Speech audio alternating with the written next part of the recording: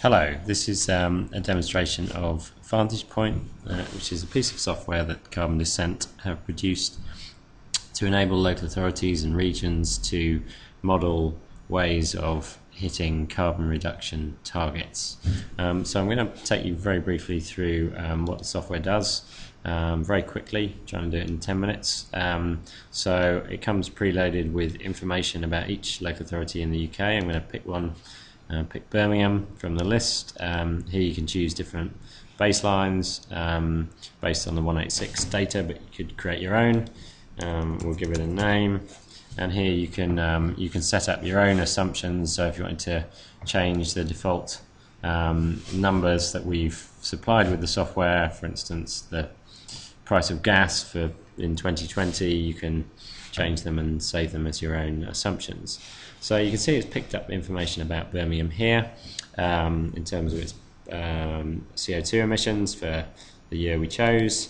Here I'm going to put in the target years. You could put in every year into the future if you wanted. I'm just going to pick a few sort of target years, which is what people normally do, and here you put in your actual targets in percentage terms.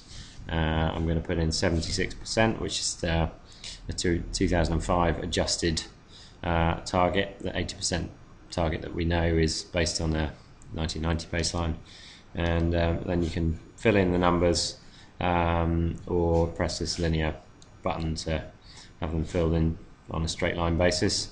So here you get a list of the measures that you could use in your scenario. So these are the default ones. You can add to this if you want as an add measure functionality.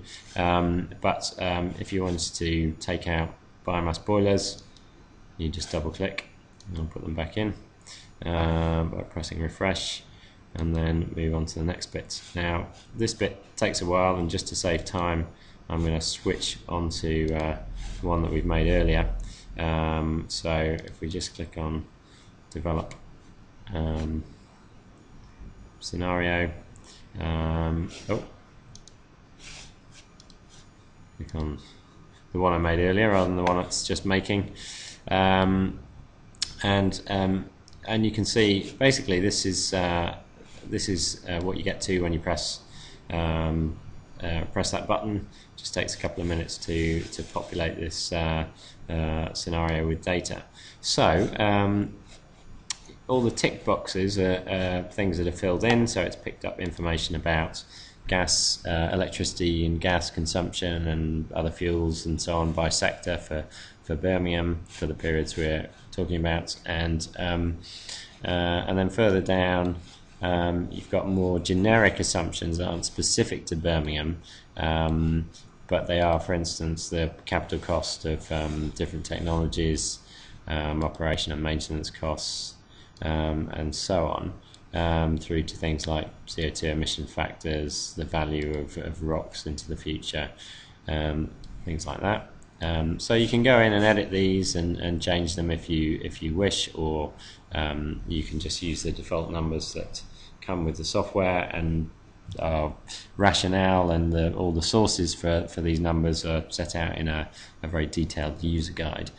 So this you can see that there are some that aren't ticked, one of them being the biomass resource, another being the community heating potential. We've got standard ways of populating those numbers that's set out again in the user guide, but essentially you're saying how much biomass is there available to, in this case, Birmingham, and the model simply constrains then and calculates how much biomass would be used by the scenario and tells you whether you're overstepping that limit.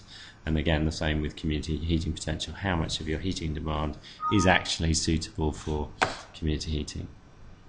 So if we just run over to define scenario, you can see I've already created this and put in a number there, which is why it's showing ticked. So you could just put in one number and analyze the impact of one particular technology, but generally people go through this list and and look at each measure. And we now have a standard way of doing this based on allocating national policy and what national policy is aiming to achieve in terms of these technologies, and then allocating that to an individual authority based on its potential for these technologies in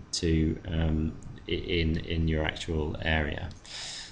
So that's I won't actually press run, but to save time I'll just switch to one that we've made earlier, and you can see down here that there's a number of different scenarios for York. So if we click on that and then just look at the summary, you can see this. This is the first graph you get up, so this tells you whether you're hitting very quickly, whether you're hitting your target, and you can see the red line's the target, blue line's the actual savings. You're not hitting the target, and that's because in this case they were looking at national policy and what that would achieve, and beyond 2020 there isn't much in the way of national policy, so it's not going to hit the targets that you need to be aiming for. Down here is a quick check as to are you exceeding your biomass resource, are you exceeding your community heating potential, are you saving more heat than you actually need in these periods, and so on. So anything in green is good, anything in red is bad news. There was no resource allocated for biomass in this case, so clearly exceeding zero. Over here you can see graph of biomass consumption against the resource potential we've just discussed. You can look at power saved or generated by measure. This big orange dominant block is greening of the grid, which tends to dominate, particularly when you look at power. Total transport fuel displaced.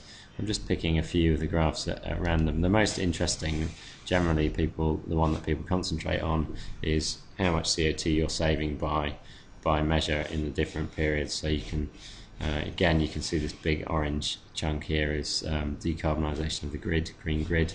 There's a lot of detail here, clearly, and some of this you might not be able to make out. You can zoom in, you can save the image out as a JPEG and put it in a report. You can show point values, but ultimately, to see the detail, you can look at the actual numbers behind the graph. Just switch between these two here, and you can also export to Excel very quickly, or pop it into Excel, and you can then manipulate those numbers in Excel and combine them and simplify the sort of graphical output if you wish. So, but you can also see other emissions, nitrous oxides, NOx, and perhaps most interestingly, financial measures, capital expenditure, and net present value, which is a measure of the financial viability. So anything below the line you're losing money, anything above the line you're making money. And finally, per capita CO2 emissions. So it's a very quick tour of the software. You can also, if we just close that down, you can, once you've created a scenario, you can save it as another name and then modify it and build on your initial work. So people often have many different scenarios, and they can then compare those. You can also import and export and move the scenarios around, and you can even share the data on a shared server, the database, so that different people can use the same database. You can add new measures, and you can change the assumptions here and save them as your own, which I mentioned earlier. So that's it, very quick whirlwind tour. Hope that was useful, and thank you.